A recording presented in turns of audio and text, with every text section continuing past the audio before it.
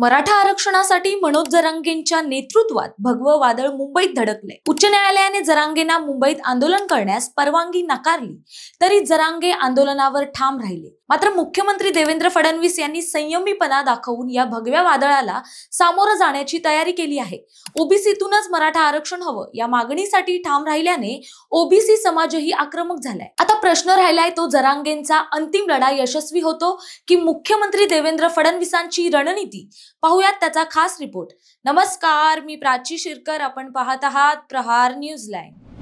महाराष्ट्रात मराठा आरक्षणाचा मुद्दा पुन्हा एकदा तापलाय।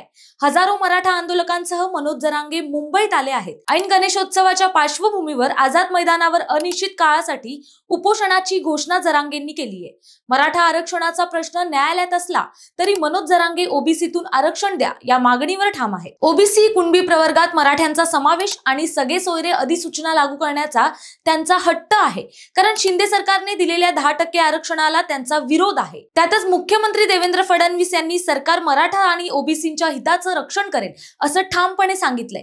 फडणवीस मुख्यमंत्री असताना आधी मराठ्यांना 16% आरक्षण देण्यात आलं।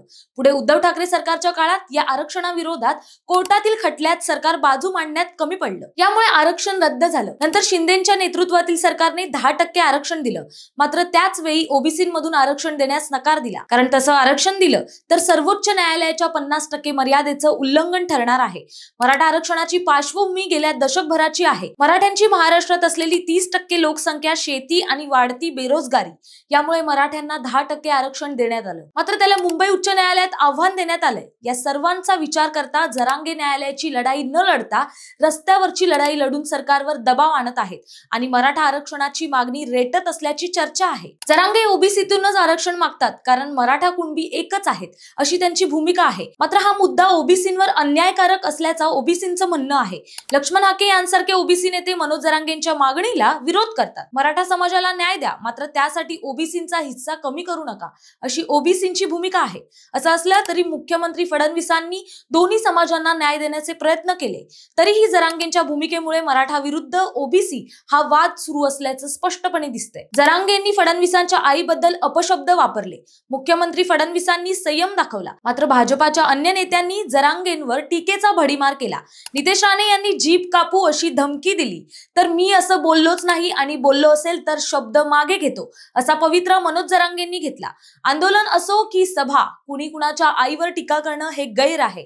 अशा वैयक्तिक आरोपांमुळे आंदोलनाची आणि आंदोलनकर्त्यांची विश्वासार्हता कमी होते। जे 2 दिवसात जरांगेंबाबत घडतंय हा वाद आंदोलनासाठी गालबोट ठरतोय। गेल्या वर्षी एकनाथ शिंदेंनी मध्यस्थी केली आणि मराठ्यांना 10% आरक्षण दिलं।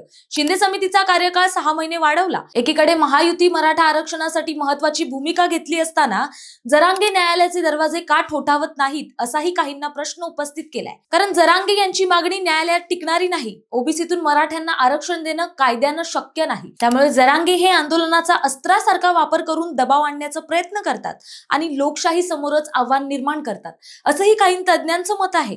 सध्या मुंबई ही गणेशोत्सवाच्या मूड मध्ये आहे, तरीही मुंबईत जवळपास 20,000 आंदोलक येण्याची शक्यता आहे। त्यामुळे जरांगेंनी शांततेत आंदोलन करणार असं जाहीर केलंय, मात्र मुंबईकरांना याचा सामना करावा लागणार आहे। वाहतूक कोंडी, कायदा सुव्यवस्था यांसारखे प्रश्न उपस्थित होऊ शकतात, तर जरांगेंनी शांततेच्या मार्गाने आंदोलन करावं आणि ओबीसींशी संघर्ष टाळावा असा सल्ला केंद्रीय मंत्री रामदास आठवले यांनी दिलाय। गेल्या आंदोलनात जरांगेंचं अनेक ठिकाणी जोरदार स्वागत करण्यात आलं, अगदी पुष्पवृष्टी करण्यात आली। त्यामुळे आणखी एक मुद्दा चर्चेत आला, तो म्हणजे मनोज जरांगेंच्या आंदोलनाला पाठिंबा कोण देत आहे। अगदी शरद पवारांच्या नावाची दबक्या आवाजात चर्चा सुरू होती, मात्र कोणताही पुरावा सापडला नाही। असं असलं तरी शरद पवार गटाचे नेते बजरंग सोनावणे, संदीप क्षीरसागर जरांगेंच्या आंदोलनाचं समर्थन करतात। मराठा आरक्षणाचा प्रश्न सोडवण्यासाठी सरकारने नेहमीच प्रयत्न केले आहेत।